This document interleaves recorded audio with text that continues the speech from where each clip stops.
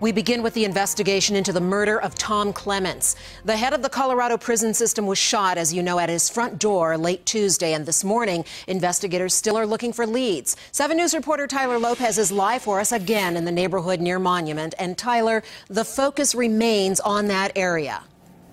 Right, Bertha. Even though we're not seeing any activity here this morning, we know based on what investigators have said, they're very curious about what folks may have seen here in the Bentry neighborhood, especially two possibilities in particular in a case with no shortage of potential motivators. Now, when you consider what the victim did for a living, 58-year-old Tom Clements for 2 years was the executive director for the state's Department of Corrections. That means he oversaw more than 20,000 inmates. Detectives looking now to see if he'd received any recent threats. Just a few minutes ago, I asked a spokesperson for DOC if there's any news about any threats. She said she couldn't talk about anything that might impact the case. They're also working, though, to pin down what residents did see Tuesday night when Clements was shot down at home after answering the front door about 8:45. Today, a few white roses left on the driveway. Security system signs line the yard. And again, we saw no activity at the home this morning. These are the two things investigators have talked about publicly. A vehicle seen in the area just minutes before the shooting, engine running, no one inside.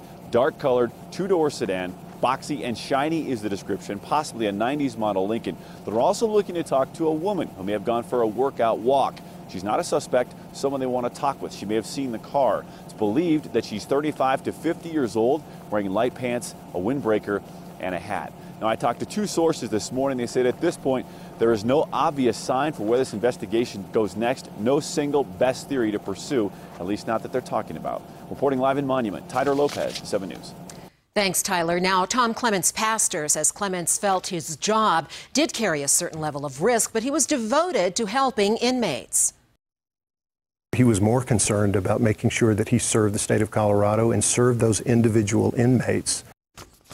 Clements also took part in the church's prison ministry program, meeting many of the inmates who take part. His pastor says Clements made more friends than enemies.